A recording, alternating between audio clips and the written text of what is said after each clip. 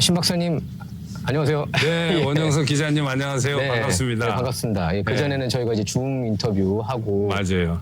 또 그 이제 탄핵 직후 윤석열 네. 대통령 탄핵 직후 저희가 이제 대담을 같이 했었는데 네. 오늘 이렇게 그 오렌지 카운티의 대표적인 그 명소 중에 한 곳이죠. 여기가 공원. 뭐 명소라기보다도 여기 이제 공원이 여기 라우스 클라크 공원. 라프스 클락인데 여기 한국 분들 엄청나게 많이 네. 오세요. 한인분밖에 안 보이는 것 같아요.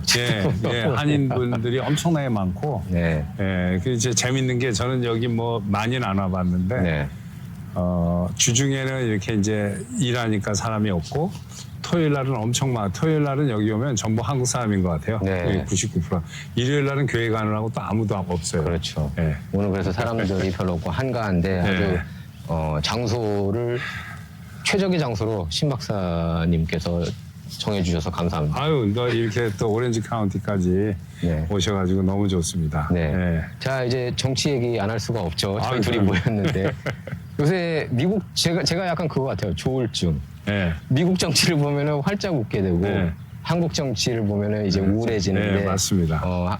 미국 정치 먼저 기분 좋은 얘기부터 하겠습니다. 도널드 네. 트럼프 47대 대통령 되면서부터 아주 강하게 시동을 거는 모습이 너무나 기분이 좋고 시원시원합니다. 저는 정말 이렇게 마음에 드는 대통령이 없었어요. 맞아요. 어떻습니까? 저도 100% 동감하고요. 저는 그 트럼프 대통령이 딥스테이트를 완전히 붕괴시키겠다라고 선거 공약 중에 하나였고 또 1기 때도 행정명령을 썼죠. 그 스케줄 F라고 그래가지고 네. 그 대통령이 임명하는 직은 한 5,000명 정도 된다고 그래요. 장차관급, 청장급. 그거는 이제 political appointee니까 그러니까 정치적으로 임명하는 자리니까 대통령이 마음대로 그 해고를 할 수가 있는데 그 바로 밑에 그러니까 한국식으로 이야기하면은 각 부서의 국장 또는 차관보 이거는 이렇게 공무원으로 학교 졸업하고 20대 들어와가지고 쭉 30년, 40년 있으면서 철밥통 중에 철밥통이 되는 거예요. 그러니까 국장이나 차관보급이면은 그 부서가 돌아가는 거를 누구보다도 잘 알거든요. 훤히 알겠죠. 네. 장차관은 4년짜리잖아요. 네. 근데 이 사람들은 수십 년 있었는데 장차관보다 훨씬 더 많이 하는 거죠. 훨씬 더 많이 하는 거죠. 근데 이 사람들이 딥스테이트인 거예요. 이게 장차관이나 대통령이 이야기하면 네 알았습니다 하고 돌아서서 앞에서는 그냥 깔고 뭉개고 아무것도 안 하는 거지. 근데 이거를 안타까운 거는 대통령이 자를 수가 없는 거예요. 공무원 보호법도 있고 뭐. 그런데 트럼프 대통령이 요놈들이 다 딥스테이트고 이게 미국을 말아먹는 놈이다 해가지고 행정명령을 이 공무원으로 올라와서 국장급, 차관급이 됐어도 이 사람들의 직책이 대통령이 내리는 명령을 이행하는데 중요한 역할을 한다.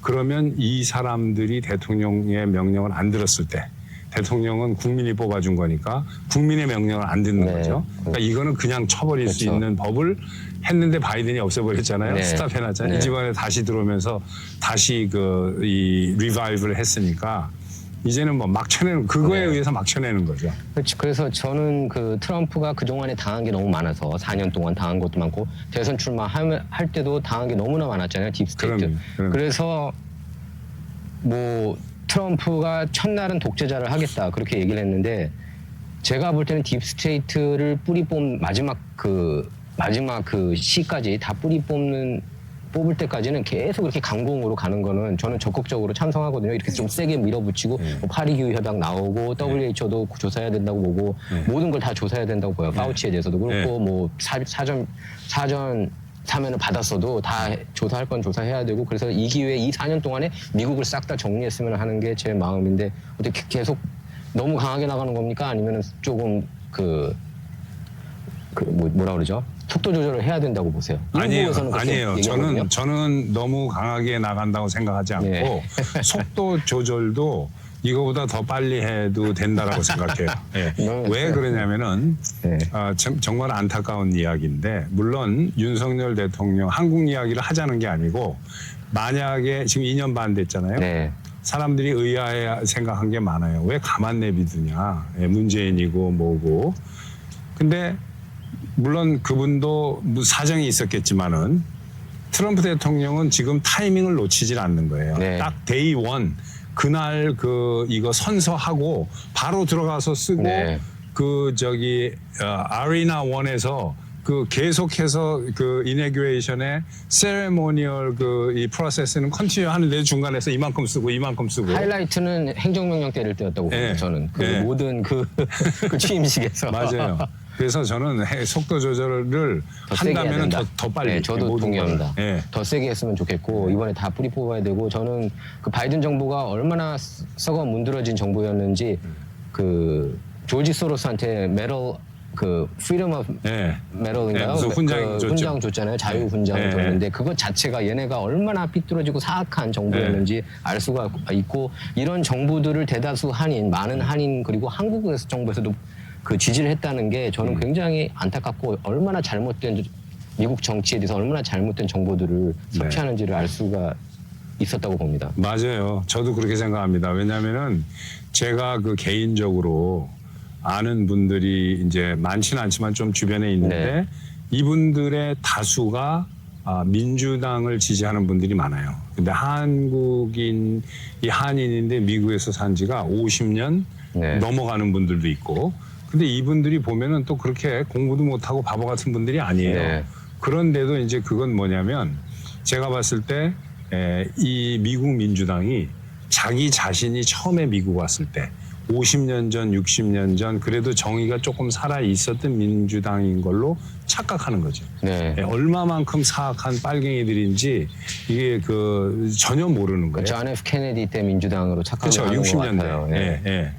정상적인 민주당이었을 그렇죠. 때. 예. 예. 그러니까 저는 안타까운 게 지금 말씀하시는 거랑 100% 동의하는 게 우리 한인들이 교육 수준이 그렇게 이렇게 얕은 민족도 아니고 네. 타민족에 비교해서 그런데도 정치 수준이나 이해도나 또는 정치력, 영향력 너무너무 얕고 또 관심 없는 사람들도 많고 네. 그리고 관심이 있어도 영어가 안 되니까 미국 정치를 한국 신문이나 한국 언론을 보고 이해를 하니까 그렇죠. 여기 미국의 언론이 다 쓰레기 좌파인데 맞아요. 그거를 한국말로 번역해서 올리는 한국 언론도 다 쓰레기 좌파거든요. 다 쓰레기 좌파죠. 네, 그거를 보고 듣고 하니까 이게 우리 같은 사람들이 올바른 이야기를 하면은 오히려 우리가 좀 이상한 사람으로 생각하는 사람들이 많은 거죠. 네, 근데 이제 그래도 깨어나시는 분들이 많이 있고 그런 걸 예. 알 수가 있잖아요. 저희 예, 요즘엔 유튜브에서나 많아요. 구독자도 많이 늘어나고 예. 요새 특히 2기 때 더 많아지는 것 같아요. 맞아요. 2016년 예, 때보다. 예. 그래서 많이들 이제 깨어나고 있고 그래서 다시는 이 깨어나신 분들은 두 번 다시 민주당 쪽으로 안 갈 것 같아요. 네, 안 가죠. 그래서 지금 미국 정계에서도 민주당은 앞으로 50년이고 얼마고 뭐 30년이고 50년이고 네. 미국 사람들이 흔히 쓰는 이 foreseeable future에는 이 민주당은 영원히 지금 마이너리티 당이 될 가능성이 많다. 네, 그럴 수가 있을 것 같아요. 예, 제가 보기에도 예. 다음 대통령 그리고 제가 볼 때 향후 최소 20년간은 공화당 전성시대 제가 볼 때는 백악관뿐만 아니라 상하원까지 맞아요. 그리고 주지사까지 다 예. 장악을 하지 않을까 싶습니다. 이제 정신들을 차리니까. 예. 예. 캘리포니아도 제발 그랬으면 좋겠는데 모르겠습니다. 자, 트럼프 제가 볼 때 제일 잘한 인사 중에 하나는 뭐니 해도 일란 머스크가 아닌가 싶어요. 최고죠. 일란 머스크. 도지. 예. 예, 그 정부 효율. 예.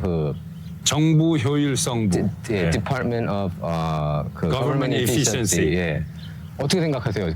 일란 머스크 사실상 지금 대통령의 특명을 받고 예. 싹 정리하는 느낌이거든요. 너무 뭐라 그럴까 이게 경이로울 정도로 기쁨과 경의가 계속 넘치는데 트럼프 대통령이 전권을 다 준 거나 마찬가지죠. 네. 정권 줬어요. 캠페인 할 때도 선거 전에 캠페인 할 때도 마지막에 와 보면은 일란 머스크가 이제 프리 스피치를 주장하던 사람이니까 자기는 왼쪽도 아니고 오른쪽도 아니고 네. 프리 스피치. 네. 근데 프리 스피치가 개런티되어 있는 First Amendment Rights를 이 바이든 쓰레기 정권이 찍어 누르고 있었으니까 네. 일란 머스크에게 전권을 주면서 프리 스피치라는 개념에서 조금이라도 어긋나는 그다음에 효율성이 없이 중복되는 게 많고 비효율적인 것은 네가 알아서 다 정리를 해라. 그러니까 제일 먼저 건드린 게 지금 USAID잖아요. 그렇죠. USAID. 좌파들이 난리가 났죠. 네, 거기는 완전히 뭐 말도 안 되는 돈을 이상한 데다가 우한 랩에도 38 밀리언이니까 3,800만 네. 불이나 줬어요. 네. 예, 그러니까 그런 거부터 성전환 교육, 성전환 교육, 그다음에 그것도 미국이 아니라 외국에 네, 왜 그런지 모르겠어요. 미친 정부였어요. 그러니까 글로벌리즘이니까 미국뿐만 아니라 전 세계를 이제 그 좌파화, 글로벌화 하는 건데 네팔에다가는 또 그 하나님 안 믿는 거 에티스트, 그거 에티스트 하는 거 프로모트 하는데 또 돈 주고. 그러니까 완전히 사악한 데다가는 다 돈 쏟아부은 거예요. 맞아요, 맞아요. 그거를 AOC, 알렉산드리아 오카시오 콜테즈 뭐 이런 급진 좌파 저는 엘리자베스 워런이 TV에 나오면 저는 화면 꺼버리거든요. 꺼버리죠. 이런 사람들이 지금 또 완강히 반발하고 있는데 저는 그 반발하는 것도 안 봐요. 그거를 그 일부 보수 진영에서 계속 이렇게 틀어요. 이렇게 반발하는. 저는 이제 그것도 보기가 싫더라고요. 그 사람들 얼굴 보기가 싫어요. 네, 맞아요. 엘리자베스 워런 그 여자가 그 완전히 그 공산주의자 비슷한 여자인데 그거 그냥 뭐 나쁜 짓은 다 하고 혼자 이 세상에서 가장 착한 짓 하고 이 힐러리랑 비슷해요. 좀 비슷한 힐러리 클린턴이랑 딱 앞에서 이러고 사기꾼 아닙니까? 사실 자기가 인도계 혈통이 있다고 거짓말을 했잖아요. 근데 그 네이티브 인디언. 인도계가 아니라 맞습니다. 네이티브 인디언. 그 완전 사기죠. 그게 그 텍사스의 디스트릭 코트 저지인가 뭐 하는 거 뽑을 때일 거예요. 30몇 년 전에. 그때 이제 마이너리티 그 이제 가산점 그거 이용하려고 자기가 인디안 피가 섞였다. 뭐 이런 식으로. 하버드 법대 교수도 그걸 통해서 됐다는 얘기가 많습니다.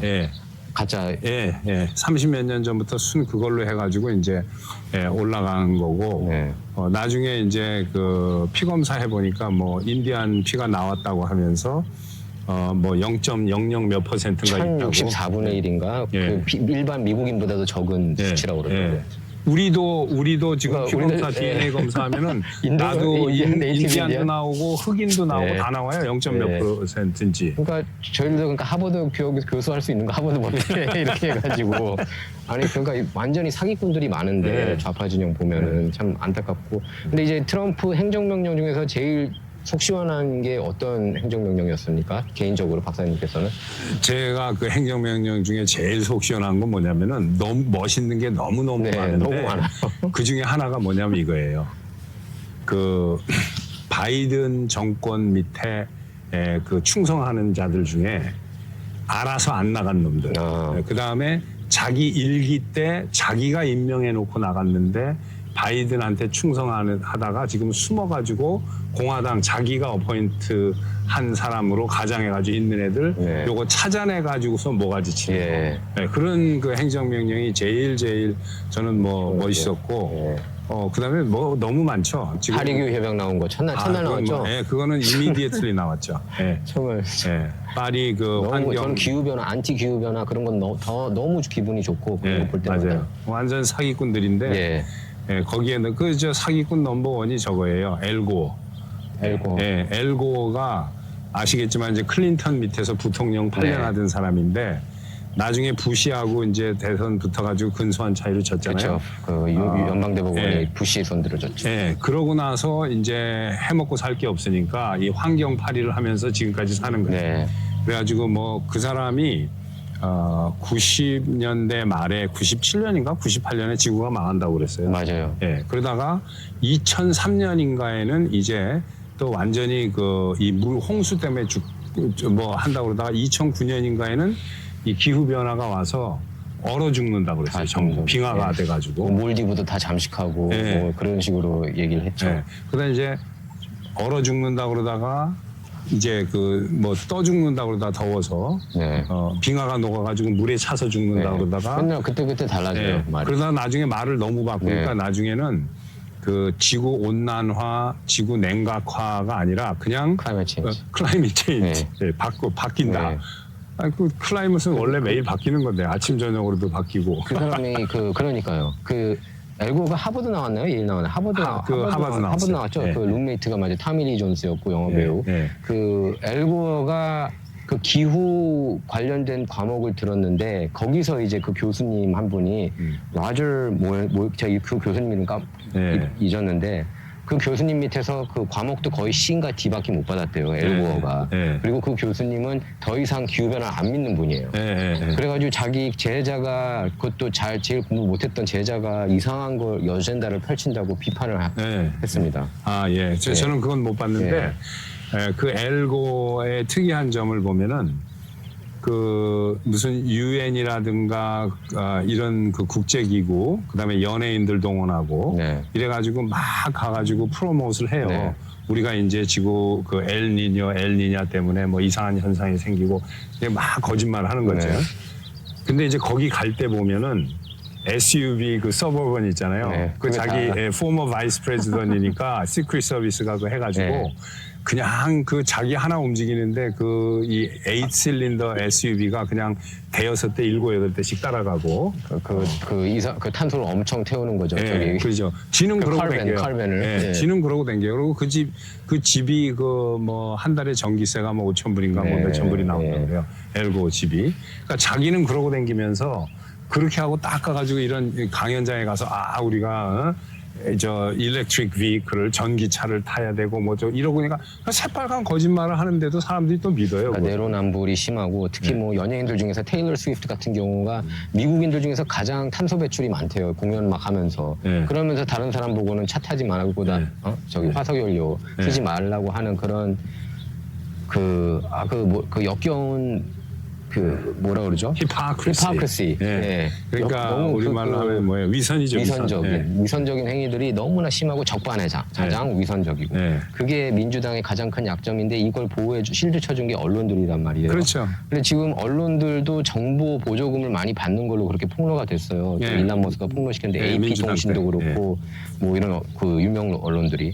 저는 여기 보조금 빼는 것도 그러니까 얘네들이 이렇게 보조금을 받으니까 항상 딥스테이트 편을 들었구나 생각이 들더라고요. 이번에 트럼프 대통령이 아주 좋은 지적을 하신 거예요. 이번에 트럼프 대통령이 이 민주당 쓰레기 정권이 이 언론의 뒷돈을 댄 것까지는 일반인들이 잘 모르잖아요. 지금 이제 이게 밝혀지니까 싸그리 정리를 하게 되면은 이제 언론도 이제 바른 소리를 하는 사람들이 나오고 그러겠죠. 그리고 이제 많은 사람들이 미국에서도 그렇고 한국에서도 그렇고 깨어나니까 이제는 더 이상 언론을 믿지 않는 미국은 사실 언론 믿지 않는 사람들이 오래됐죠. 무지하게 많아요. 과반이라고 제가 볼 때 한 65%는 안 믿지 않는 것 같아요. 65% 이상이에요. 제가 그 작년 통계를 봤는데 갤럽에서 76%인가 75% 정도 돼요. 안 믿는 사람이 전체가 다. 근데 재밌는 거는 공화당 사람들한테 설문조사한 거를 보면 98%인가 90%가 안 믿어요. 공화당이면서 메인스트림 믿는 사람은 이제 리즈 체인이나 이런 그 정신 나간 정치인들, 리즈 체인이나 또 누구예요? 뭐 밋 롬니나 뭐 이런 말도 안 되는 정말 쓰레기 같은 박사님 말씀대로 쓰레기 같은 정치인들 빼고 딕 체인이 이런 사람들 빼고는 아무도 안 믿죠. 근데 민주당을 지지하는 사람들은 한 30-40% 믿어요. 여전히. 여전히. 근데 이제 한인들이 민주당을 지지하는 사람들이 많으니까 이 쓰레기 언론이 맞다라고 생각하는 한인들이 엄청나게 많은 거지. 그게 참 안타까운 일이고 그래서 저희들이 더 부지런히 계속 이제 뛰어야 될 것 같은데요. 그 계몽하는 데 있어서. 맞습니다. 근데 그 트럼프 어제는 또 이제 그렇게 얘기했습니다. 그 가자 지구도 미국이 관리해야 되고 이게 너무 시끄러우니까 그리고 거기를 이란이 하마스한테 맡길 수는 없잖아요. 그래서 그렇게 얘기해서 논란이 되고 있는데 거기에 대해서는 박사님께서는 어떻게 생각하세요? 지금 저는 그거 좋은 생각이라고 생각합니다. 왜 그러냐면은 그 이스라엘하고 이 팔레스타인 사람들은 정말로 그 서로 그 아무런 문제 없이 행복하게 잘 살았었어요. 1940년대 그때까지는. 근데 이제 주이시들이 들어오면서 좀 이렇게 땅을 사고 이렇게 많이 퍼져 나갔는데 거기 팔레스타인 사람들이 그렇게 문제가 있었다기보다도 저는 이스라엘을 제가 잘 알아요. 근데 그 주변의 아랍 국가 요르단이라든가 시리아라든가가 계속 팔레스타인 사람들을 옆구리를 찌는 거예요. 너 주이시들이 옆에서 땅 사고 자꾸 들어오고 그러는데 그거 가만 내버려두냐? 뭐 우리가 돈 대줄 테니까 한번 데모 한번 하고 뭐 이런 식으로 그렇게 해서 쑤셔거려가지고 이제 된 건데 도발시키는 거죠. 이제는 너무 늦었어요. 이제는 이 서로 싫어하는 증오가 이제는 너무 극에 달해서 안 되고 미국이 직접 관리한다기보다도 이제 예를 들어서 뭐 유엔이 관리를 한다거나 이런 식으로 하는 거는 제가 보기에는 네. 매우 타당한 논리다. 네. 예. 그렇게 되면 이제 이스라엘 측이고 팔레스타인 측이 서로 불신이 문제니까 네. 안 믿거든요. 서로 네. 무슨 얘기를 해도 안 믿어요. 네. 그러니까 이제 유엔이 들어가 있으면 매개체 역할을 할 수 있는 네. 그런 거는 뭐 미국이 들어가는 데가 다 미국이라고 하지 않고 다 유엔이라고 해서 들어가니까 대부분이. 예. 예. 그래서 그건 좋은 아이디어인 것 같아요. 예, 지금 뭐 이제 국방장관 핏 헥세스 처음에는 힘들 거다 그렇게 얘기했다가 됐어요. 50 플러스 네. 그 JD 벤트 부통령이 네. 상원 의장 캐스팅 보트 하나 자격으로 딱 캐스팅 해가지고, 보트 해가지고 네. 멋지게 딱 해가지고 들어갔고 지금 뭐 힘들 거라는 분들이 다 속속 들어가고 있고 어제는 팬 번디 네. 법무장관이 또 인준이 됐습니다. 팬 네. 번디가 이제 제가 볼 땐 응징을 좀 해야 될 것 같거든요. 하겠죠. 왜냐하면 민주당 쪽이 정신을 차리지 않고 용서를 네. 구하지 않고 있기 때문에 네. 제가 볼 때는 잡아넣어야 이제 돼요. 응징을 해야 되는데 이제 트럼프 러시아 네트워크 스캔들 조작한 애들부터 네. 해가지고 네. 로버트 멀러 특검도 제가 볼 땐 조사를 좀 해야 될 것 같고 네. 이런 특검들도 제가 볼 땐 맞아요. 조사해야 될 것 같거든요. 잭 스미스도 네, 그렇고 잭 스미스 어떻게 그런 생각하세요? 100% 동의입니다. 왜 그러냐면은 트럼프 대통령 일기 때 이 제프 세션스라고 네. 세네터 제프 세션스가 그 알라바마 네. 세네터인데 이분이 트럼프가 10년 전에 나 대선에 출마해야 되겠다 할 때 온 미국이 코웃음을 치고 이게 무슨 뭐 네. 애들 장난하는 네. 것도 아니냐 했을 때 당시 알라바마 세네터였던 제프 세션스가 당신 자격이 있다. 내가 밀어주겠다 했다는 거예요. 인도를 세졌죠. 그 고마움을 잊지 못해가지고 맞아요. 이 트럼프가 실수를 한 거예요. 네, 인선할 때. 그러니까. 네, 다른 사람들은 다 이 부시 쪽에서 레코멘드를 받았는데 네. 제프 세션은 트럼프가 이 나무네잇을 한 거예요. 저도 그래서 좋게 봤어요. 네. 제프 세션스 처음에. 근데 이분이 우리 한국말로 하면은 물에 술 탄 듯 술에 물 탄 듯 하는 사람이에요. 그래서 트럼프를 지지했나 봐요. 그래서. 그러니까 뭐 아무것도 안 하고 법무장관이 뭐 나쁜 놈 있어도 가만히 있고 뭐 평생 세네터를 했으니까 예, 모르고. 그냥 뭐 이러다가 일기 때 완전히 망해버리거든요. 팬 반디는 플로리다에서 검찰총장 네. 했었잖아요. 얼마 전까지. 예, 근데 플로리다에서 이 사람이 마약범도 그렇고 범죄 이런 것도 드센티스 밑에서 아주 검찰총장 노릇을 잘했다고 그래요. 네.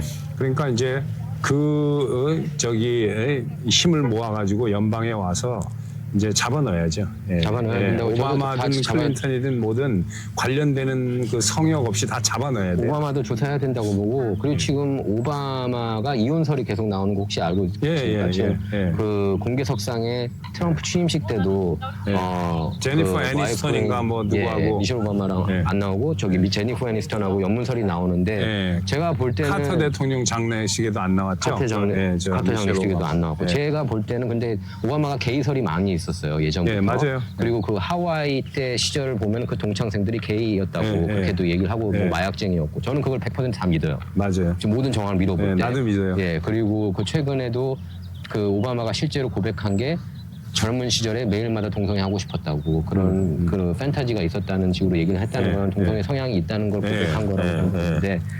그래서 이게 게이설을 덮기 위해서 제니퍼 애니스턴 연문설을 터뜨렸다라는 얘기가 있거든요. 어떻게 생각하세요? 그거는 저는 잘은 모르겠습니다. 근데 뭐 그 사람이 워낙 머리가 비상하게 돌아가는 사람이니까 머리는 똑똑해요. 오바마는 머리도 좋고 말도 잘하고 그러잖아요. 그리고 오바마 얘기를 이렇게 듣고 있으면은 이 거짓말을 진짜처럼 해요. 뭐 민주당 사람들이 다 그렇지만은 완전히 거짓말인데 싹 듣고 있으면 이게 사실이겠구나. 그렇죠. 그런 정도로 말을 잘하는 사람인데 할리우드 배우들보다도 멋있었어요. 솔직히 그 전성기 때는. 그래가지고 이제 그 오바마가 자기의 게이설을 피하기 위한 걸로 일부러 터뜨린 건지 애니스턴하고 아니면 진짜로 애니스턴하고 뭐가 있는지 그건 모르겠습니다. 사실. 그게 왜냐하면 제니퍼 애니스턴이 자기 소셜 미디어를 이제 코멘트 못하게 막아버렸습니다. 그러니까 뭔가 있긴 있는 것 같아요. 완강하게 반박을 안 하는 걸 보니까. 근데 저는 오바마도 어떻게 조사 대상이라고 보세요? 조사 대상이라고 봅니다. 왜 그러냐면은 그 오바마 때 정말로 여러 가지가 잘못 망가졌는데 뭐가 가장 미국 경제에서 가장 오바마가 크게 망가뜨렸냐면은 이 오바마가 2007년도 11월 달 선거에서 당선이 됐어요. 네. 그러니까 2008년 1월부터 이제 임기가 시작이 됐는데 그때 무슨 일이 터졌냐면은 이 금융 사태가 터졌어요. 네. 그래가지고 그때 서브 프라임 모기지라고 그래가지고 이 다 모기지가 피해봤죠. 자격이 안 되는 사람한테 막 빌려줬는데 네.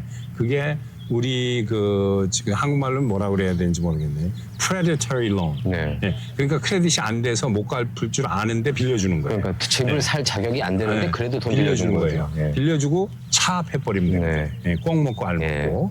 이 짓을 하다가 완전히 폭삭 내려앉았는데 그 돈을 실제로 빌려준 것보다 우리가 그거 있죠. 뭐 페니맥, 프레디맥 이런 것도 있지만은 네. 그 모기지 백트 펀드가 있어요. 네. 여기가 이제 거기 돈이 주저물러 앉은 거예요, 이게. 네.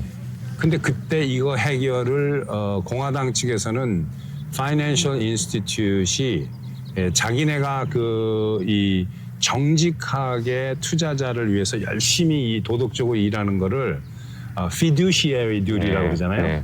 그러니까 이 fiduciary duty를 안 한 거예요, 이놈들이. 예. 그런데 그걸 알면서도 내버려 뒀다가 망하니까 공화당에서는 처리 방법이 그때 이제 오바마는 아무 죄는 없어요. 왜냐면 막 대통령이 됐거든. 근데 이제 공화당 측에서는 론을 해준 그 은행 측이 잘못이 있으니까 파산토록 해야 된다가 공화당의 그 자본주의 정신에 입각한 의견이었는데 그 의회에서 제가 이제 구독자분들의 도움을 좀 드리려면 우리가 힐이라고 하면은 이제 의회라는 뜻인데 제가 그랬는데 그 힐에서 이쪽 민주당 쪽은 아무래도 사회주의 쪽 사람들이 많아 놓으니까 구제금융을 주자. 네. 그래가지고 그때 유행한 말이 기억하시겠습니다마는 quantitative easing이에요. QE. quantitative easing이라고 해서 그 양적 완화. 매우 아주 유식한 표현이고 쉽게 해서 돈을 돈 찍어내는 무한정 거죠. 찍겠다는 거예요. 돈 무한정. 무한정. 얘네 얼마 빚졌냐? 그럼 쟤네 뭐 2조 빚졌다. 그럼 뭐 3조 찍고 여기 얼마 빚졌냐? 거기 뭐 59조. 아이 그럼 한 80조. 그냥 무한정으로 찍은 거예요. 1차, 오바마가. 2차, 3차, 4차 뭐 그렇게 쭉 가지 않았습니까? 네, 계속 했는데 제가 화가 나는 거는 뭐가 화가 나냐면 이게 중요해요. 많은 사람들이 모릅니다. 이게 쓰레기 언론들이 덮어가지고 중국이 달러를 그때 많이 보유하고 있으니까 투자하라고 오바마가 이제 했는데 그 당시에 중국에서 우리가 투자를 하려고 하는데 중국 기업은 사실은 중국은 땅하고 그 모든 기업이 다 공산당 소유다. 개인 소유가 아니다. 네. 우리는 자본주의 국가가 아니라 공산주의 국가니까. 그런데 우리 기업이 미국에다가 투자를 하면 니네는 민간 기업이 미국 기업이나 딴 나라 기업은 민간 기업이 투자를 하지만 외국 투자가 우리 중국 기업은 국가 기관이 투자를 하는 거기 때문에 우리 국가 기관을 세무조사를 하면은 남의 나라 정부가 우리나라 정부를 세무조사하는 거랑 똑같다라고 말도 안 되는 엉터리 이론을 한 거예요. 그러면 오바마가 야 그거 말도 안 되는 햇소리 집어쳐라 이렇게 하면 되는데 알았다고 그러면 우리가 중국 회사를 중국 정부처럼 인정을 하고 치외 법권적으로 조사를 안 하겠다고 그러는 거예요. 그러니까 엠버시나 이런 것처럼 취급해 주겠다고 한 거예요. 요거를 은근슬쩍 몰래 해가지고 중국 애들이 그때 미국 금융사태 2008년도에 들어와서 트럼프 1기까지 세무조사를 안 받았어요. 그거를 지금 미국 사람들이 모르고 있어요. 그걸 오바마가 해놓은 거예요. 언론들이 보도도 안 하고 그러니까. 네, 그러니까 우리가 어느 나라의 영사관이나 대사관을 조사하지 않는 것처럼 치외 법권 지역이니까 중국 애들이 미국에 들어와 가지고 투자했는데 세무조사를 안 한 거예요. 그러니까 무슨 짓을 어떻게 해도 이걸 그 세무조사를 안 하는 걸 어그리를 하는 거예요. 오바마가 이거를 깬 게 트럼프입니다. 트럼프 대통령이 들어와서 1기에 들어와서 깨버린 거예요. 이게 뭐 하는 짓이냐 이러고 그러니까 그거에 붙어서 재미 보던 민주당 놈들이 이제 트럼프를 또 씹기 시작한 거죠. 워낙 뭐 트럼프는 올바른 일을 계속하니까 민주당이 씹는데 그거는 진짜로 씹은 거예요. 거기에 붙어먹은 민주당 애들이 많거든요. 그 서프라임 모기지를 처음에 허용시킨 것도 제가 알고 있기로는 빌 클린턴으로 알고 있어요. 집을 살 수 없는데 그 융자를 받을 수 있게 그러니까 흑인을 돕겠다는 차원에서 그런데 그게 결국에는 별로 흑인 커뮤니티한테 도움도 안 됐다는 그런 연구조사 결과가 나왔습니다. 차압도 많이 당하고. 그러니. 예. 자, 저희가 이제 그 한국 정치 얘기 안 할 수가 없는데 사실 많은 분이 이제 그걸 기대하고 있었어요. 트럼프가 지금 그 윤석열 대통령이 그 구속이 된 상태고 트럼프가 어떻게든 그러니까 미국 정부가 어떻게든 관여해서 이렇게 윤통을 좀 구원해주지 않을까 그렇게 많이들 기대를 하고 있거든요. 보면은 어떻게 생각하세요 거기에 대해서? 근데 저는 이제 그것은 기본적으로 그 방향이 틀린 생각이라고 생각을 해요. 왜 그러냐면은 미국이 냉전이 끝난 1945년도부터 아니 2차 대전이 끝난 1945년도부터 냉전이 끝난 1990년, 89년도까지 다른 나라 정부의 그 공작이나 개입을 엄청나게 많이 했어요. 모르게 내정 간섭이나 이런 거를. CIA도 그렇고. CIA도 그렇죠? 그렇고. 우크라이나도 사실 그렇지 않습니까? 우크라이나도 마찬가지고요. 우크라이나는 이제 냉전 이후에 얼마 최근이지만. 근데 지금 90년대 이후로는 미국의 외교 정책이 그런 걸 안 해요. 그런 건 안 해요. 그리고 내정 간섭을 구태여 할 필요가 없는 게 옛날에 내정 간섭을 했을 때는 냉전 때는 안 하면 소련으로 넘어가니까 소련 국가가 되니까 공산주의하고 그리고 친소 국가로 변해버리거든요. 그래서 미국이 들어가 가지고 개입을 하고 미국에서 그 뒤에서 CIA 공작을 하고 이랬거든요. 근데 지금은 이 중국이라는 나라는 과거의 소련처럼 그렇게 힘이 있는 나라가 아니에요. 과거의 소련은 과학력도 뭐 미국을 맞먹는 그런 엄청난 게 있었고 우주에도 먼저 갔죠. 먼저 갔는데 달나라는 이제 뭐 미국이 먼저 가서 꽂았지만 그 코스모나ut이라고 그러잖아요. 그 미국에서는 이제 그 에스트로나ut이라고 그러고 그쪽에 코스모나ut이 그 훨씬 더 미국보다 이렇게 발전돼 있었는데 아무튼 요즘에 이 중국을 미국이 봤을 때는 그렇게 힘이 있는 나라가 아니거든요. 단지 둘째니까 넘버 2니까 중국의 GDP가 뭐 한 15조, 13조 뭐 이 정도 되는데 미국은 27조 정도 돼요. 뭐 중국은 어떻게 보느냐 PPP 레벨로 따지면은 이제 한 20조 뭐 이 정도 되고 PPP로 보지 않고 하면은 이제 얕은데 이 한국에 개입하는 거는 중국의 영향력이 한국에 커지는 거는 물론 미국에서 봤을 때 좋은 거는 아닌데 미국이 중국이 뻗치는 힘을 과거에 소련이 뻗치는 힘처럼 보지 않는다는 거예요. 그때는 위기의식이 있었지만 중국한테 지금은 중국은 미국이 주무를 수 있는 상대라고 보기 때문에 중국 힘이 이렇게 팽창하는 것도 견제는 하지만 그 팽창 정도가 어디를 넘어가면 미국이 CIA나 이런 작전을 통해서 개입하고 그러지 않습니다. 그러니까 뭐 미국에서 뭘 어떻게 한다 이런 거는 그 요원한 생각이고 솔직히 미국의 지금 외교 정책하고는 많이 다르고 단 이럴 수는 있어요. 한국 같은 경우에는 다른 나라하고 좀 다른 게 지금 미국식 자유민주주의가 북한과 중공을 맞대고 있는 최전선에 있는 나라니까 이게 밀리게 되면은 그다음에 일본인데 그래서 이제 한국은 조금 다른 지역보다는 프론티어로 보고 특수하게 생각을 하는데 최전선으로 보고 그런데 우리가 이걸 알아야 돼요. 미국의 그 정보력 CIA라든가 미국은 정보기관이 16개나 있는데 이런 정보기관에서 지금 분석을 하고 있는 게 제가 이런 말씀만 드릴게요. 우리 한국 사람들이 한국 내에서 일어나고 있는 현상을 보는 거하고 미국의 정보 분석가들이나 트럼프 대통령을 위한 정보 분석가들이 한국을 보는 거하고 완전히 다릅니다. 한국 사람들은 중공의 힘이 커지니까 공산주의 힘이 커지니까 미국이 이걸 반대할 거 아니냐라고 생각하는데 미국은 그게 아니고 두 가지를 봅니다. 중국의 힘이 한국에 퍼진다고 해도 주한 미군을 철수하는 데는 아무 지장이 네. 없거든요. 철수 안 합니다. 네. 이재명도 철수 안 해요. 철수 못 시켜요. 예, 주둔 군인이 어쩌니 하다가 요즘에는 뭐 한미 동맹을 강화하고 뭐 어쩌고 저쩌고 햇소리하기 시작하잖아요. 또 저기 뭐 케이팩에서 최강철 대표가 뭐 추진해 평화법안 네. 또 막 추진한다고 그러잖아요. 브래처맨 또 똑같이 통해서 막 네. 그래가지고 종전해가지고 미군을 철수시키려고 하는 네. 제가 볼 때는 안 될 것 같아요. 노무현이도 그랬고 문재인이도 그랬고 되기 전에는 뭐 어쩌고 저쩌다가 될 때는 말이 조금 달라지고 딱 되고 난 다음에는 미국한테 오히려 우파보다 더 입에 혀처럼 놀고 시키는 대로 하고 이럽니다. 자식들도 이렇게 유학을 굉장히 많이 보내지 않습니까? 네, 미국에? 자식들도 다 중국 돈으로 보내는 건데 네. 그게 중국 돈. 근데 유학 그러면 미국 가고 싶어하고 또 이번에 그 윤석열 대통령 탄핵 반대 시위도 네. 이렇게 AI 뭐 그런 소문이 들었잖아요. 팔렌티어가 이 그 극진 좌파 진영 네. 그 안면 인식해가지고 미국에 못 들어오게 할 거라 그러니까 네. 시위대가 많이 빠져나갔다고 네, 많이 빠져나왔죠. 그러더라고요. 그리고 그렇게 할 가능성도 있어요. 있어요. 사실. 네, 아직은 있다고 하더라고요. 트럼프 네. 대통령이 바빠서 그런데 이 내부의 적을 많이 청소하고 나서 6개월, 1년 가면은 이제 지금도 사진 찍어놨다가 그러니까 사진 안 찍히는 게 좋아요. 실제로 그 인터내셔널 학생들 중에서 비자 안 줬다고 하는 것 같아요. 그 하마스 편 들고 안티 미국 정서 있는 애들은 그 비자 그거 행정명령 중에 하나잖아요.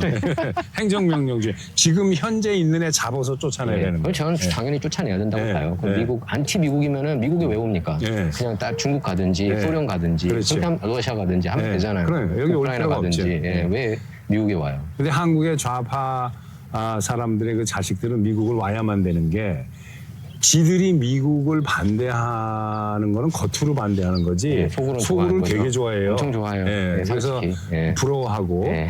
근데 이제 겉으로는 그렇게 하면 안 되니까 이거 미국 반대하는 거 파리해가지고 먹고 사는 애들이니까 좌파들은 그리고 또 약간 언론의 영향도 미치는 것 같아요. 사실 뉴욕타임스, 워싱턴 포스트, CNN이 완전 급진 좌중의 좌고 네. 안티 미국 정서가 있잖아요. 그 언론들이. 그럼요. 그런데 그게 또 할리우드도 그렇고 빅테크도 그렇고 그러니까 네. 같이 여기에 합류를 해야 좀 좀 있어 보이는 맞아요. 그런 거 아닌가. 그러니까 그런 거 굉장히 맞아요. 가벼운 레벨, 가벼운 네. 수준의 너무 잘 보셨어요. 왜 그러냐면은 미국 욕하고 미국 비판하면 뭔가 자기가 아는 게 많은 것 같고 사기죠, 사기. 네. 아는 완전 것도 사기죠. 없어요. 네. 그냥 아무것도 모르고. 아무것도 모르면서 욕하고 비판하더라고요. 그러니까 솔직히 저희들이 하는 얘기들 하면 모르잖아요. 못 알아들어요. 트럼프 러시아 내통 스캔들이 어떻게 조작됐는지도 네. 하나도 모르고. 네, 몰라요. 그 뭐 예를 들면은 그 존 드럼 특검이 누군지도 모르더라고요. 보니까. 몰라요. 뮬러가 누군지도 모르고. 물론 네. 누군지도 네. 모르고 앤디 맥케이브, 뭐 제임스 코미 정도는 제임스 코미 FBI 그 정도만 국장이니까 알겠죠. 알지. 네. 근데 이제 굉장히 그 수박 겉핥기식으로 미국을 아는 것 같아요. 네. 이분들을 보면은. 수박 겉핥기식으로 해도 알면은 되는데 그것도 모르면서 네. 떠드는 사람들이 많아요. 그냥 쳐다보기만 하고. 네. 그래서 이제 그 저희들이 얘기해야 되는 게 저희들이 이제 사석에서는 많이 얘기를 했지만 미주 한인 사회에서도 자기가 이렇게 줄이 있다 이런 분들이 또 있고 그 어떤 사람들은 특사다 이렇게 얘기하고 이런 걸 통해서 그 인플루언서인 것처럼 활동하고 이런 문제들이 나오고 있고 사실 한국에서도 그러니까 지금 어떻게든 미군이 약간 그러니까 예전에 큐 음모론처럼 미군이 한국의 지금 정치 상황을 정리해 줄 것을 기대하는 사람들이 있어요. 체포를 했다, 해커들을 체포했다 이런 뉴스들이 막 난무를 하고 있거든요. 근데 저는 이제 저널리스트로서 이런 음모론 비슷하게 나오면 또 확인할 수 없는 얘기들이 나오면은 저는 거부 반응이 좀 일어나는 게 있습니다. 사실 그 전에도 그래서 제가 한때는 큐 음모론은 맨날 깠어요. 시체말로 맨날 깠어요. 이게 왜냐면은 너무 많다. 이건 맨날 까야겠다. 그런 생각이 있습니다. 그러니까 팩트 베이스로 저희들이 그 윤석열 대통령 탄핵 반대를 부르짖어야지 안 그러면은 저희가 왜냐면은 좌파들하고 다른 게 저희들은 팩트 베이스 아닙니까? 그렇죠. 물론. 근데 우리가 똑같이 어떤 분은 그래요. 좀 약간 나이브한 생각인데 심리전을 똑같이 펼쳐야 된다 그러면서 어떤 엄청난 가짜 뉴스도 일단 쓰고 봐야 된다. 근데 제가 볼 때는 그게 거품이라는 거죠. 거쳐지면은 얘네들도 알고 보니까 똑같이 부패했네 그런 비판을 받을 수 있다고 보거든요. 어떻게 생각하십니까? 그건 뭐 저 100% 동의합니다. 우선 첫째로 이 한인 사회의 뭐 측근이다, 네. 뭐 트럼프 대통령의 뭐 특사다, 뭐다 그런 얘기, 그거에 대해서 이제 말씀을 드린다면은 트럼프 대통령은 세계 최고의 정보기관을 16개나 가지고 네. 있어요. 그리고 이제 거기에 또 DNI가 있고 DNI 가 그 16개 기관에서 올라오는 모든 분석을 또 재분석해서 트럼프 대통령한테 네. 올리는 DNI가 게버드가 있고 이번에 털시 털시 게버드가 이제 D&I 인준돼야죠. 네. 근데 이 특사를 할 이유가 없어요. 트럼프 대통령이. 그리고 만약에 특사를 했다면 그건 영원히 비밀인 거예요. 그러니까. 그 비밀 특사라는 사람이 나 트럼프 대통령 비밀 특사다 하고 와가지고 내가 했는데 그 만약에 그렇다면 그건 영원히 그 사람 죽을 때까지 입 바깥으로 나오면 안 되는 거죠. 제가 원래 사실 애들 장년도 아니고 네. 그거는 말이 안 되는 거예요. 그래서 저도 그 비밀 특사라는 분을 얘기 안 하려고 그랬는데 한국에서 유튜브에 나오니까 저도 그냥 왜냐면 그렇게 대외적으로 본인이 특사라고 하니까 그렇게. 근데 지금 이런 분들이 사실 미주 한인 사회에서 비판을 많이 받던 분들도 있거든요. 근데 이런 분들이 뭐 어떤 그러니까 엄청나게 총망받는 분들이 아닌 분들이거든요. 어떻게 네. 보면 이런 분들이. 근데 뭐 마치 그러니까 어떤 분이 그랬어요. 자기가 아는 분 중에 그 마셜 리 켈리, 그냥 대놓고 얘기할게요. 예. 그 마셜 리 켈리가 그 전에 이제 공화당 전당대회 총괄했던 거 맞습니다. 이 네, 여성이 네. 한인 여성이고 오렌지 카운티 출신이에요. 그 네. 이민자 네. 출신이고 그 이분이 총괄을 담당했던 게 맞고 멜라니아 트럼프 밑에서 일하고 있어요. 지금 이 순간에도. 네, 네. 그러니까 이분의 이제 삼촌이라고 하세요. 저기 이한범 박사 같은 경우에는. 그러면서 여기에서 모든 정보를 알아가지고 그게 맞다고 그 해커 중국인 99명이. 그래서 저는 이제 제가 얼마 전에 방송에도 얘기를 했지만 이게 자꾸 미주한인 사회가 나오는 거예요. 그 주요 인물들이. 한국 해커 얘기가. 그래서 이거는 문제가 있다. 그리고 이분들이 그리고 제가 그랬습니다. 그러면 그 사진을 보여달라고. 마샬리 켈리의 삼촌이라는 사진을 보여달라고. 그러면 제가 어느 정도는 수긍이 처음에는 그래가지고 믿고서 제가 인터뷰를 올린 거예요. 몇 개 더. 그리고 혹시나 그럴 수 있으니까. 그런데 그거를 안 보내주면서 저는 이제 진짜 의심하게 됐어요. 그리고 그 관계자들도 그렇고. 그리고 그 전에도 내용들 보면은 이분들이 관계자들 보면은 여러 가지 이상한 그런 의혹을 제기할 만한 그런 시츄에이션들이 있었다는 것을 제가 제보를 많이 받았습니다. 저도 웬만해서는 그게 팩트면 얼마나 좋겠습니까? 해커를 다 잡아들여가지고 빼박 증거를 하고 윤통 풀려나고. 그런데 이게 too good to be true라는 거죠. 네. 어떻게 보세요? 그래서 저는 이제 그 이한범 박사라는 분을 이름을 들어본 적도 네. 없고, 누가 이제 누구의 친척이다. 예를 들어서 지금 현재 트럼프 대통령의 측근 멜라니아 여사에서 이제 스태프를 이렇게 매니저하고 하는 정도라면은, 그거는 국정하고는 이제 관계가 없는 그렇죠. 거잖아요. 예. 그런데 국정하고 관계가 없이 그 영부인 쪽에 이제 이거를 하는 분하고 관계가 있어봤자 그거는 솔직히 이 국정하고는 관계가 없기 때문에 그다지 그렇게 신용을 할 수도 없지만은 그게 사실이라고 네. 해도. 그다음에 재밌는 거는 우리가 이런 문제는 되게 심플하고 간단하게 생각하면 돼요. 예를 들어서 우리가 개인적으로 누구를 안다 이거예요. 내 친척이나 내 뭐 아들이나 네. 또는 내 뭐 삼촌이 지금 뭐 예를 들어서 뭐 트럼프 대통령의 무슨 뭐 비서실장으로 있다. 네. 아니면 그 밑에 일한다. 그게 네. 사실이라고 하면 네. 그 얘기를 하고 다니겠어요 우리가? 얘기 못하죠. 그냥 입 다물고 있는 네. 거예요. 그거는 네. 혹시 누가 물어봐도 아예 아니라고 그러지. 네. 왜냐? 그거를 실제로 얘기하는 순간 무지하게 불편해지거든요. 그렇죠. 네, 그리고 괜히 이 사람 저 사람 따라 붙고, 그러니까 사실이라고 해도 말을 안 할 텐데 네. 그걸 말을 하고 다닌다는 거는 그 반대일 경우가 되게 많다고 네. 봐야죠, 상식적으로. 그래서 저도 저는 모릅니다. 추가적으로 그 사람 예. 저도 이번에 처음 봤어요. 솔직히 말해서 이번에 왜냐면은 이제 아실 거예요. 한국에서 이렇게 보도가 됐고 보도 내용의 그 인터뷰 대상들이 미주한인이 자꾸 나오니까 저도 이제 LA에서 20여 년 동안에 취재를 했는데 네. 그래서 만나서 딱 얘기를 들어봤는데 해커 99명이 99명이 아니고 일부 12명은 여기 왔다는 시카고에 있다고 그런 식으로 이제 막 구체적으로 막 들어가는 거예요. 그리고 시카고 트리뷴에서 나왔다고 그랬는데 시카고 트리뷴은 제가 찾아보니까 안 나와요. 시카고 좀 어디 있냐고 기사 보내달라고 안 주고. 그러면은 이 사람들이 자기가 트럼프 측근, 멜라니아 트럼프 측근 알기 때문에 이 내용들을 다 알고 있다는 건데 이것 자체가 황당무계하고 저는 예전에도 그랬습니다. 큐 때도 엄청 믿는 한인분이 굉장히 많았어요. 그 한인타운에서 제가 만나는 보수진영 쪽 10명 중에 7명이 믿을 정도로. 그래서 이거를 안 되겠다. 이건 깨야겠다. 왜냐하면은 저는 항상 그렇게 믿고 있어요.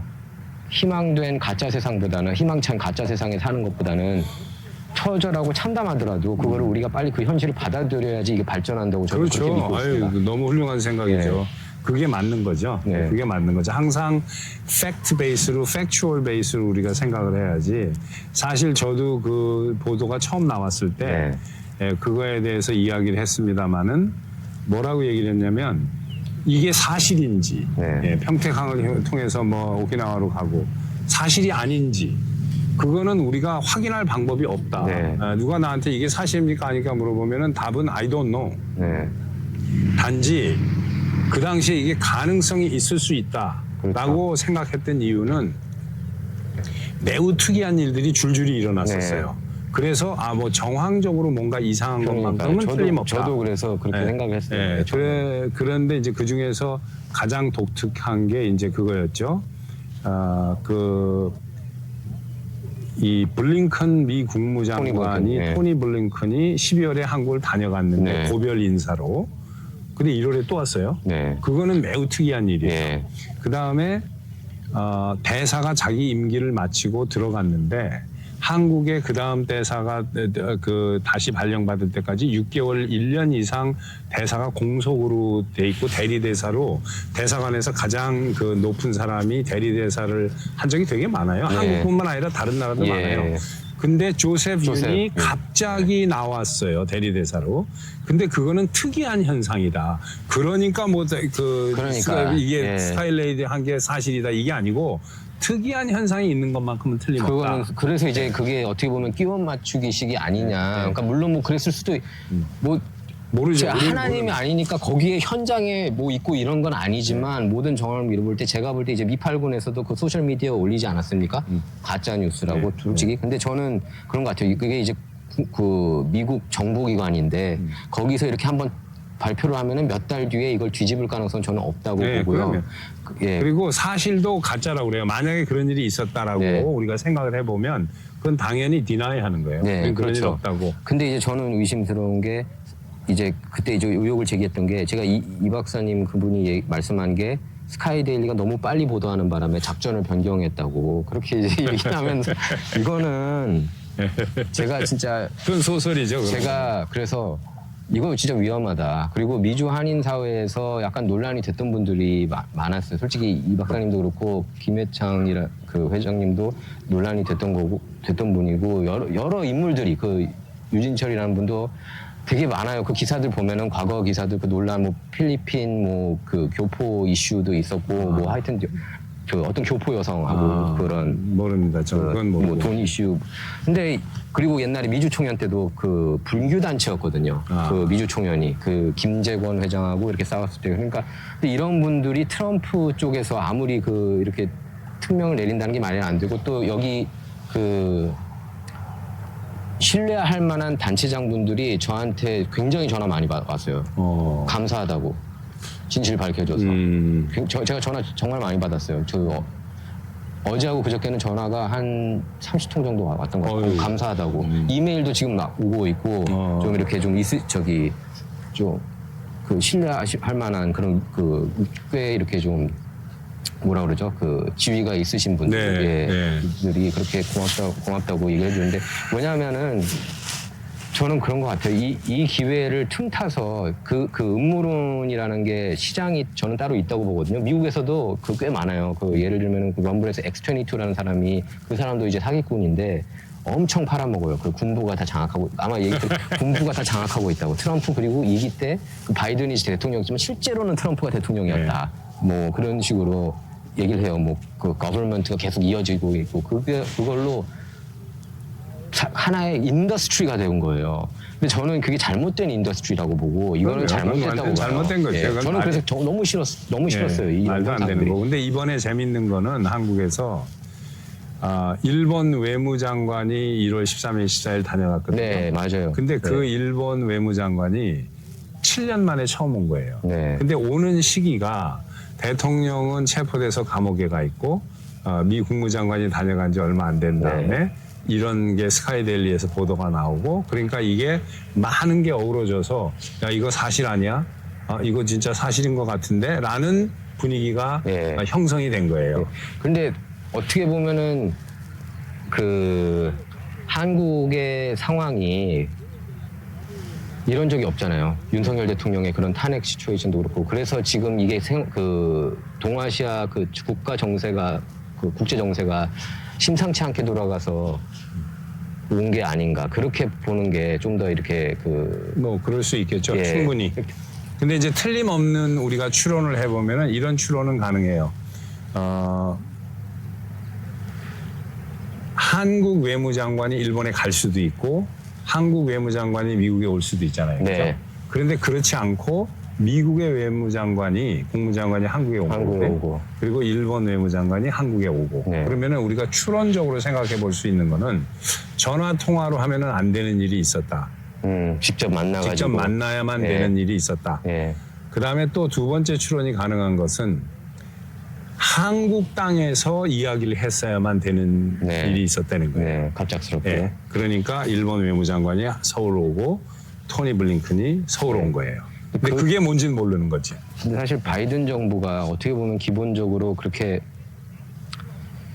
뭐 트럼프 정부하고는 정책이 다르고 대중 정책도 다르고 그렇죠. 좀 네, 친중이라는 얘기도 많이 비판을 받았고요. 바이든 정부가 그리고 그 헌터 바이든이 500만 불 받고 그 중국은행으로부터 그리고 조 바이든도 빅가이 그거 나오지 않았습니까 문자에서 네. 500만 달러를 받고 그래서 그분들이 그러면 오면은 그럼 이걸 은폐를 하기 위해서 실제로 만약에 엄청난 기밀들 은폐를 하기 위해서라고 보세요? 아니면 어떻게 보세요? 저는 은폐하기 위해서는 그 토니 블링컨은 가능해요. 토니 블링컨 그러면 음흉한 놈이니까 그거는 이제 그 하수인이란 말이에요. 네. 바이든.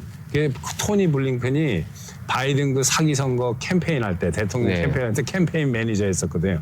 근데 일본 외무장관이 그걸 은폐하는데 동원될 것 같진 않아요. 네, 그러니까요. 그거는. 네. 그러니까 뭔가는 있었는데 그 뭔가가 뭔지는 모르는 거지. 한국 땅에서만 이야기를 네. 했어야만 되는 거예요. 직접 만나서 전화가 아니라.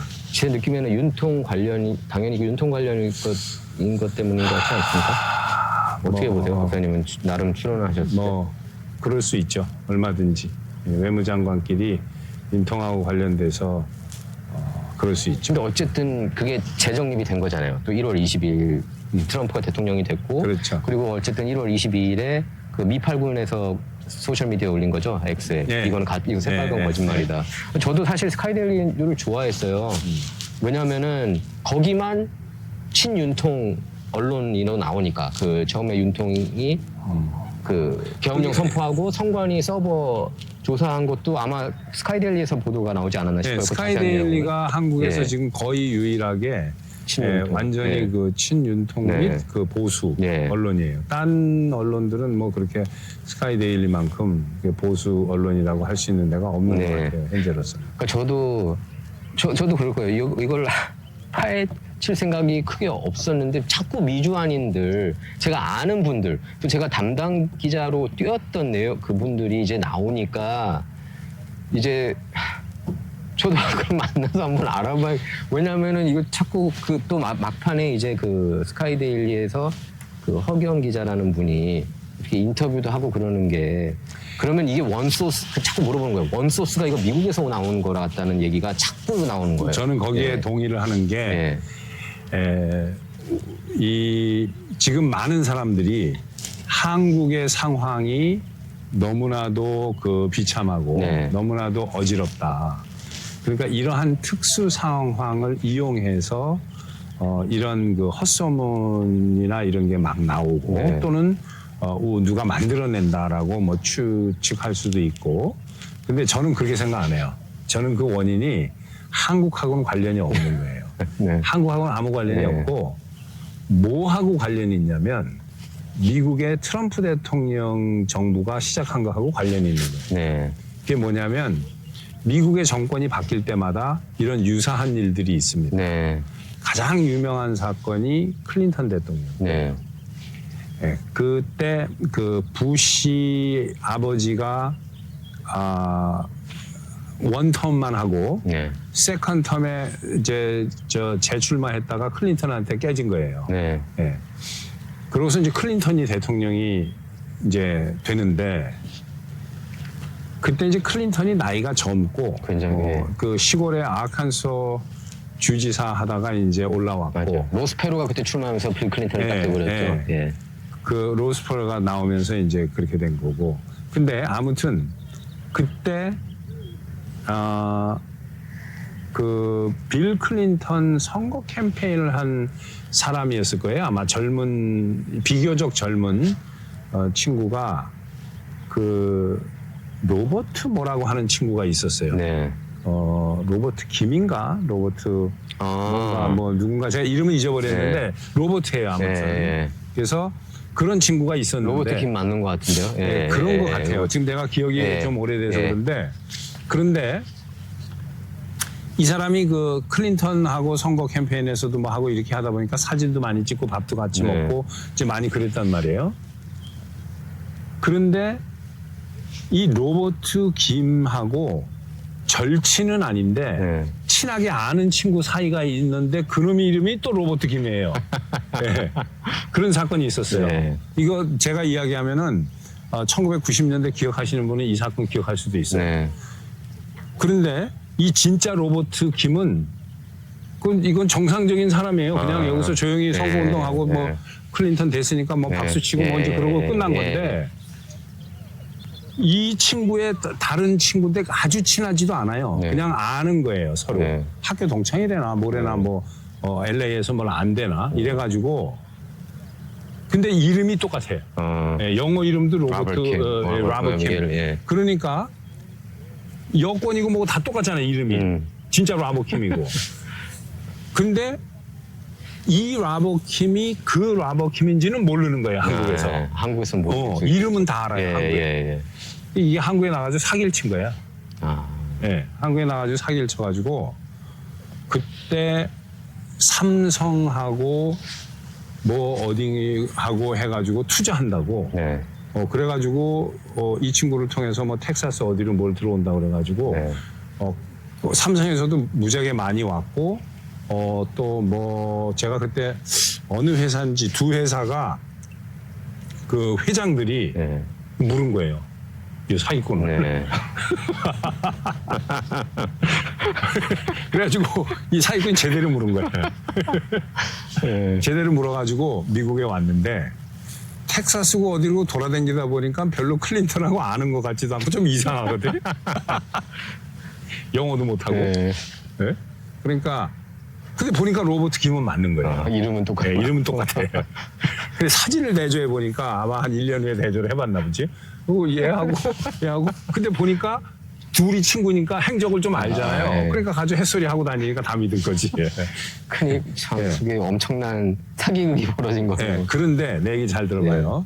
내가 말할 그게 이제 왜 이 얘기를 하냐면은 요게 그 다음부터 이거 먹혔잖아요. 그죠? 통한 거죠. 어쨌든 통한 거죠. 그러니까 미국의 대통령이 바뀔 때마다 이런 놈들이 나오는 거예요. 그래서 내가 이게 한국 상황하고 관련이 있는 게 아니라 미국에 여기서 대통령이 바뀌니까 또 이게 이상한 일들이 일어나는 거라고. 그러니까 그때 타이밍에 맞춰가지고 이런 거를 노리는 매 4년마다 이 사건이 일어난다니까요. 클린턴 때부터. 작게 크게. 참 안타까운 일이고 저는 개인적으로 솔직히 그냥 저도 기대는 했어요. 트럼프가 어떻게든. 아니 이게 사실이었으면 좋겠죠. 솔직히 저도 뭐 큐 음모론 때도 군부가 장악해. 저희 기억나잖아요. 1월 6일 의회 난입 사태도 제가 볼 때는 큐 음모론이 많이 거기에 기여를 했는데 어떻게든 마이크 펜스 부통령이 각 주에 다시 카운트를 하고 좀 바뀌었으면 좋겠는데 현실은 그게 아니지 않았습니까? 마이크 펜스가 그 뭐 생각을 어떻게 하느냐에 따라 다른데 그 사람은 이제 그런 거를 안 믿고 나중에 이 선거인단 개수법 바뀐 1860몇 년도에 바뀐 법을 그거를 그대로 따라야 된다라고 생각하는 분 중에 하나예요. 이 마이크 펜스는. 근데 사실은 그럴 필요는 없었던 거거든요. 애매모호한 데가 있는 거예요. 왜냐하면 옛날에 원법이 바뀌지 않고 살아있고 이거를 완전히 리플레이스 하거나 보완하는 법이 아닌 단순히 카운트하는 법만 새로 생겼는데 이걸 가지고 위에서 이 의장이 조인 세션의 의장 하면은 이제 부통령이잖아요. 그 상하원 조인 세션의 의장이 전권을 갖는다라는 거는 그대로 있는데도 이 개수법 바뀐 것만을 그거를 더 새로 반긴 법이다라고 믿으니까 마이크 펜스는 그쪽으로 해버린 거죠. 예. 그래서 저는 이제 그런 거 이 미주 한인 사회에서 제가 이제 유튜브 활동을 하니까 저는 솔직히 그렇게 생각해요. 제가 이제 저널리스트가 퍼스트고 네. 유튜브를 통해서 네네. 이제 그 진실을 전하는데 원래 유튜브를 기자 제가 24년 했고 그게 이제 창구라고 저는 이제 생각을 해요. 유튜브를 통해서. 네. 근데 제가 이제 어떻게 그 트럼프 캠프에서 굉장히 활발하게 활동을 하고 네. 경합주를 뒤집는데 좀 기여를 했고 그런 분이 이제 이번에 백악관에 이제 들어가셨는데 네. 그분한테 이제 정보를 이제 받은 거를 이제 가끔씩은 오케이가 괜찮은 거는 제가 이제 얘기를 하는데 봐봐요. 이게 지금 원영석 기자님도 그렇게 트럼프 측에서 캠페인하고 스윙 스테이트 7개를 다 뒤집는데 기여도 했고 네. 그런 사람을 알고 있고 그 사람이 결국은 지금 트럼프 대통령 캠프에 해서 백악관에 들어가 네. 있는데 그런데도 얘기 안 하잖아요. 얘기 안 하죠. 예. 그러니까 왜 해요? 그걸? 예, 그러니까 그분이- 나도 뭐 나는 그렇게까지 된 사람은 모르지만 뭐 아는 사람도 몇 명이 있고 한두 네. 명. 근데 얘기 안 하잖아요. 예. 예. 그래서 뭐래 얘기. 그분들은 이게 그분이 이제 새빨간 거짓말이라고 딱 얘기를 해주셨고 네. 그분이 이제 딱 자기도 나름 알아본 결과 그리고 저는 이제 라리 엘더가 이제 여기 캘리포니아 네. 주지사 후보로 출마했고 네. 보수 진영에서는 꽤 높은 그런 수준의 그렇죠. 네. 그 분이에요. 굉장히 많은 사람한테 영향력을 미쳤어요. 네. 예를 들면 캔디스 오원스라든지 벤 그렇죠. 샤피로라든지 그렇죠. 그 데이브 루빈이라든지 많은 사람들이 이 사람 통해서 보수를 많이 전향을 그렇죠. 했거든요. 거기 그 중에 하나 그분의 제자 중에 한 명이 이제 스티븐 밀러예요. 예. 그 스티븐 밀러이 이번에 그 policy advisor 예, 들어갔죠. 그러니까 백악관에 사실상 실세라고 봐도 어우, 괜찮은데 실세죠. 그분이 완전히 실세죠. 근데 라리 엘더를 통해서도 뭐 이런 얘기하면은 좀 웃죠. 예. 솔직히 그러니까 이런 그 모든 정황을 미뤄볼 때 아닌데 근데 제가 이제 그런 방송하면은 제가 누구라 콕 집어서 제가 언급했던 분 중에 한 분이 메시지 문자를 보내가지고 네. 아니라고 마치 자기가 더 이건 아니다. 예. 그게 그런 사람들하고 카메라 계속 할 필요가 없죠. 이게 진짜다. 그러면서 또 무슨 근거로? 예, 미셸 박스틸 주한 미 대사 안 된다. 예. 그 남편이 혼났다. 션 스틸이. 예를 들어서 그 자리에서. 예. 근데 제가 션 스틸한테 물어보면 웃어요. 예. 션 스틸하고 저도 이제 연락을 하니까. 그러니까 저는 이제 신뢰가 되는 분들이잖아요. 이분들은. 예. 검증이 되고 완전히 하이 클래스이신 분들인데 웃어요. 션 스틸은 그런 일들 어쩌고 뉴트 깅그리치 전 하원 의장도 뭐 트럼프 대통령한테 괜찮다. 그렇죠. 뭐 오케이다. 그 미셸 스틸이 예. 뭐 그런 식으로 예. 얘기했다고 그래요. 그래서 마치 이분이 안 되고 예를 들어서 조지아주의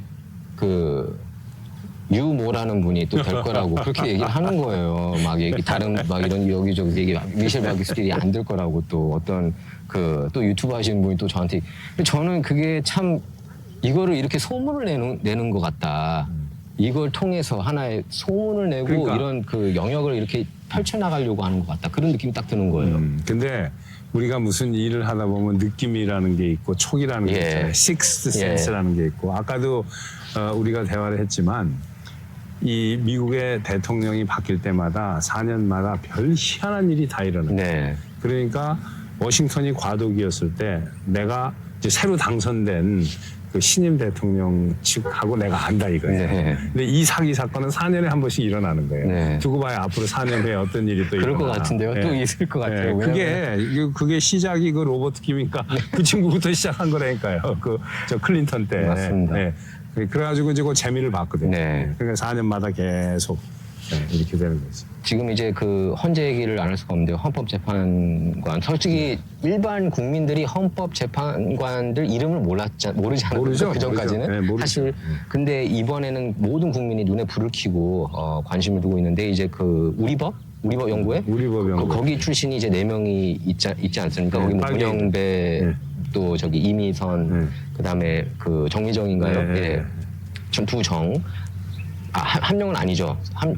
그리고 거기에 이제 마은혁을 이제 넣으려고 하는 상황인데 어저께 그저께 될래다가 이제 지금 그렇죠. 대행이 있죠. 최상목 대행이 스탑을 했죠. 근데 이제 6명만 탄핵을 오케이하면 탄핵이 되는 거죠. 되는 건데 6표가 나오면. 저는 그렇게 보거든요. 지금 국민들이 들끓고 있고 굳이 이런 음모론 없이도 국민들은 열받아 있거든요. 제가 볼 때는 굳이 그런 음모론인지 확인할 수 없는 뉴스가 없어도 어떤 분들은 그래요. 이게 도움이 된다고. 제가 볼 땐 도움이 별로 안 되고 오히려 그 분위기만 흐리는 것 같고 제가 볼 때 국민들 지지율도 제가 볼 때 50% 넘는 것 같아요. 네, 50% 넘는 것 같아요. 예. 넘는 그리고 것 같아요. 매주 몇백만의 국민들이 이렇게 지금 이구동성으로 시위에 참여하는데 그래서 헌법재판관들이 탄핵을 기각시키지 않으면은 그 헌재 재판관들도 제가 볼 때는 한국당에서 살기 힘든 수준으로 되지 않을까 싶은데 어떻게 생각하세요 거기에 대해서? 지금 한국 국민들이 엄청나게 많이 깨어나가지고 네. 특히 젊은 20대, 30대가 깨어났잖아요. 네.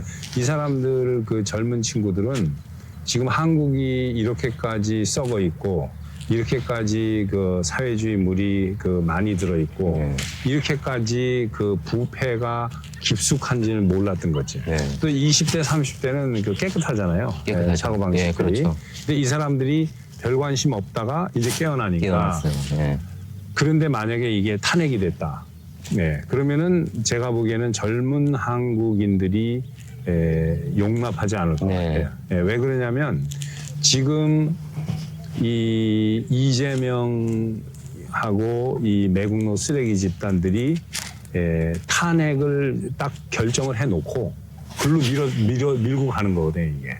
근데 그게 안 될 가능성도 지금 보이는 게, 왜 그러냐면 20대, 30대가 너무 자연스럽게 지금 깨어나서 뭐 태극기도 없이 어디 뭐 부산이고 그렇죠. 뭐 제주도고 뭐 어디 뭐 광주고 수원이고 이런 데서 길에 서가지고 막 얘기하면은 거기에 두세 명이 모이고 맞아요. 이러면서 하는 걸 보니까 너무 자연스럽고 아, 이 친구들이 나라를 사랑하는 마음이 상당히 그 강하다. 네.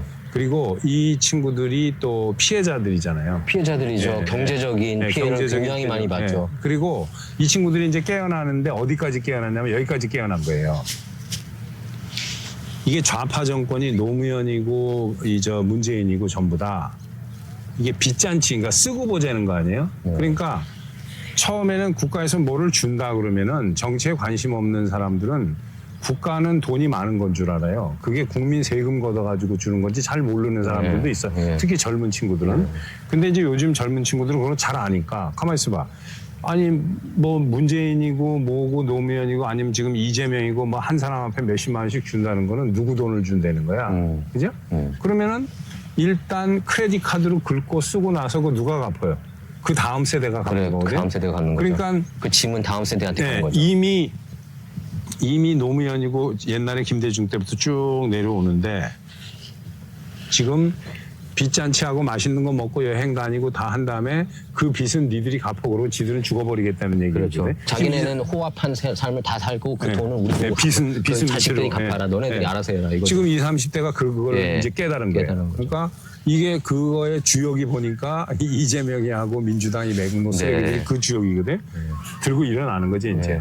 그래서 우리가 여기서 저 좌파들한테 밀리면 나라 뺏기고 이 나라는 이제 껍데기. 우리는 껍데기만 이제 빚더미만 앉는 거죠. 그래서 이제 젊은 사람들이 이렇게 하니까 이거를 그래도 탄핵으로 맞춰놓고 밀어붙이다가는 아마 이제 밤길 걸어다닐 때 조심해야 될지도 몰라요. 제가 볼 때는 예를 들어서 이게 탄핵이 통과가 된다. 진짜 탄핵이 된다 그러면은 한국은 이제 더 이상 걷잡을 수 없는 완전 내란 상태가 되고 제가 볼 때는 그 헌법재판관들도 한국 땅에서 살기 굉장히 좀 쉽지 않은 저는 그렇게 봐요. 그러니까 이제 이완용이는 얼굴까지 다 알잖아요. 이제. 이완용이는 뭐 사실 고정이 시켜가지고 대신 나라 팔아먹을 일본으로 남기는 건데 그 대신 도장 찍어준 건데 고정하고 그것도 고정이 도장을 찍었지만 대신 이제 그 니고시에이션을 한 건데 이완용이 죽일 놈 됐잖아요, 그죠? 요 지금 헌법 문영배부터 저 4명 요게 이제 이완용이는 저리 가라로 천하의 역적이 되는 거지. 만약에 이게 탄핵이 되면은.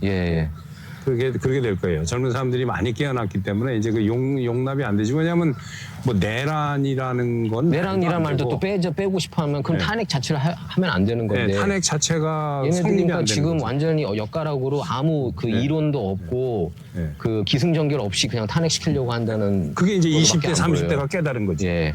처음에 그 12월 3일 날 그 계엄을 선포했을 때는 그냥 젊은 친구들이 저 윤석열 왜 그래? 뭐 지금 우리나라가 얼마나 선진국이는데 무슨 이게 뭐 전두환 때도 아니고 박정희 때도 아니고 무슨 계엄이야 이렇게 했단 말이에요. 네. 근데 나중에 알고 보니까 국회 해상권도 없고 대통령이 네. 그냥 계엄은 자기의 고유 권한이고 대통령이 그리고 했는데 국회가 반대하니까 또 계엄 철회했고 그건 잘못이 없는 거예요 아무것도. 네. 그런데 계엄한 그 자체를 가지고 탄핵한 것도 아니고 처음에 기억나요? 그 탄핵안 초안 네. 부결된 거. 네. 그 처음에 뭐냐면 미국하고는 가깝고 북한이나 중공하고 멀다는 게 그 그게 탄핵의 사유죠. 그 말도 안 돼. 그러니까 그것만 해도 친북 친중 하겠다는 거잖아요. 더불어민주당이. 그러니까 국민의힘의 이 쓰레기들 몇 명이 야 그거는 내가 동의 못하겠다 하니까 그거 빼버려 가지고 쓰레기 9명이 그저 한동훈이하고 해가지고 가서 저 3분의 2 되니까 통과시킨 거거든. 근데 그땐 내란이란 말이에요. 미국 친미 반중 뭐 이런 거 그 정책은 빼버리고 탄핵 사유에서 내란 했다. 내란 무슨 내란? 자기가 자기 스스로 내란하는 사람이 어디 있어요? 자기가 대통령인데 그렇죠. 그게 말이 안 자기가 자기를 뒤집으려고. 그게 1월 6일 트럼프랑 똑같은 거 아닙니까? 그때 똑같은 트럼프가 거지. 대통령이었는데 무슨 내란이 있을 수가 있어요? 말도 안 되는 거죠. 그러니까 저 미국 민주당 쓰레기들이 하는 거 그대로 배운 거지. 카피 페이스트 해가지고.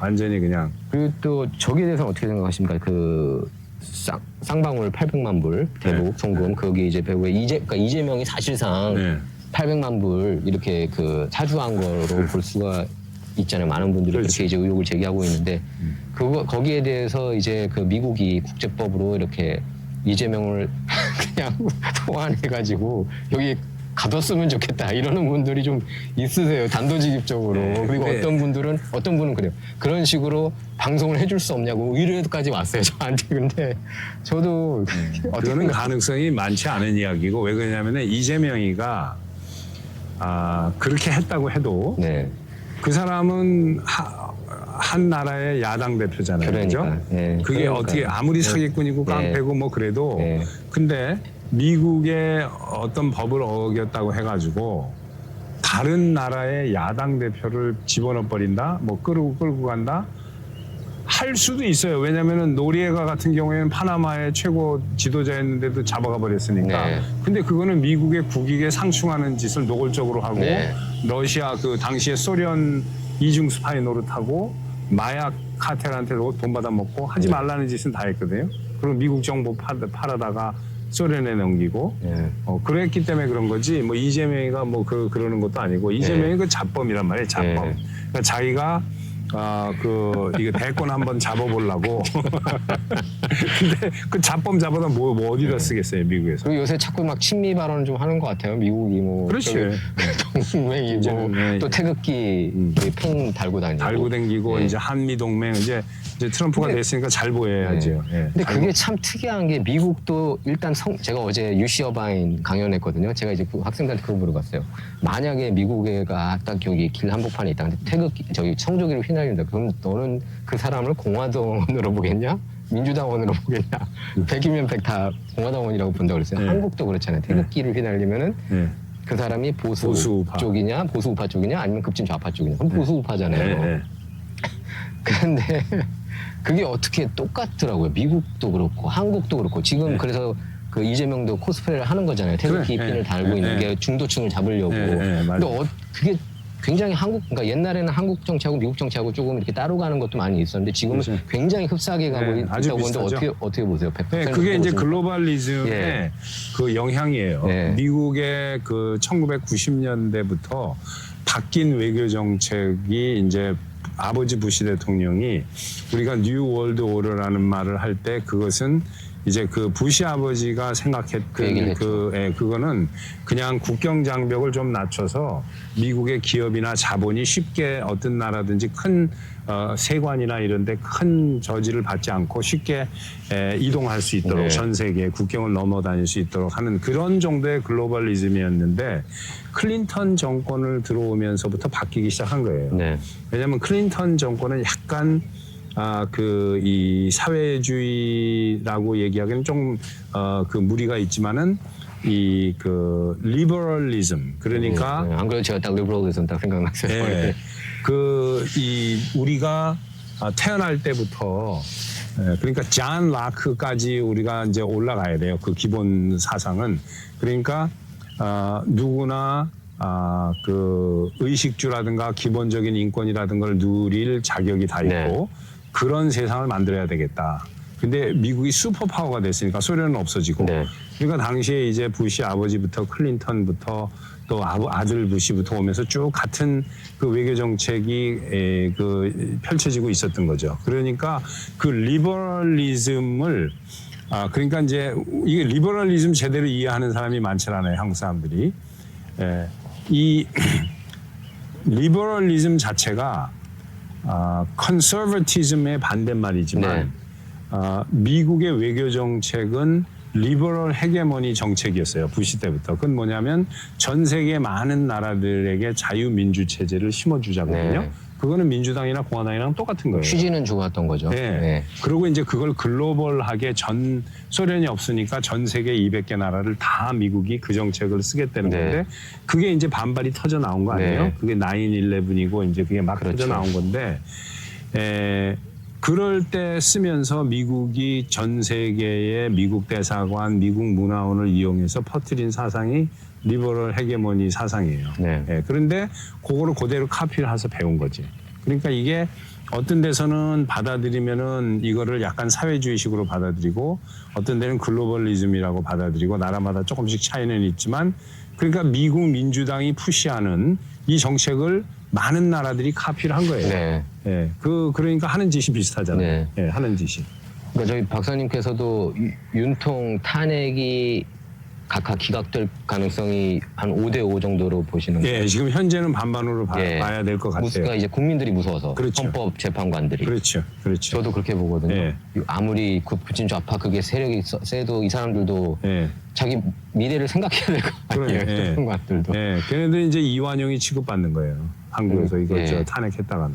근데 만약에 이제 탄핵이 안 되면은 좌파 진영에서는 어떻게 나올 것 같으세요? 이게 이제 윤석열 대통령이 그 직무 복귀가 된다면. 되면은 이제 윤통이 힘이 좀 생기겠지만 트럼프 대통령 같이 그렇게 막강한 힘은 안 생길 거예요. 국회가 야당이 좀 왜냐하면 국회가 완전히 야당이고 그거를 조사할 수 있는 방법이 없어요. 조사할 수 있는 방법이 없고 그 한국에는 내가 이제 그 리서치를 쭉 해보면은 이 대륙 아주 거예요. 대륙 아주 그 로펌. 그쪽 애들이 이걸 다 쥐고 있는데 이게 그 옛날에 혹시 박영수 특검이라는 말 기억나요? 박근혜 대통령 이게 다 한 통속이거든요. 다 한 통속이에요. 그러니까 카르텔이다 이거죠. 그게 다 카르텔이라고. 그러니까 안 놓지요. 절대로 안 놉니다. 그러니까 한동훈이도 마찬가지로 그쪽 패거리예요. 친중이잖아요. 저기 친중이 개인적으로 친중인 건 말할 것도 없고 그 비서관의 그 부인이 그 중국 여자예요. 귀환은 했더라고요 한국으로. 그리고 그 장인 그 한동훈이 장인이 그렇죠. 장인이 저기 중국 친중으로. 그것도 검찰총장 출신인가 그래요. 옛날에. 그런데 이제 그 돈이 중국 애들 돈에 다 넘어간 거예요. 돈에. 그 지금 무슨 그 중국 공산당하고 무슨 자매결연 비슷하게 한 그 잡지를 만들고 그래요. 그래서 그러니까 결국에는 돈 때문에 이렇게 많이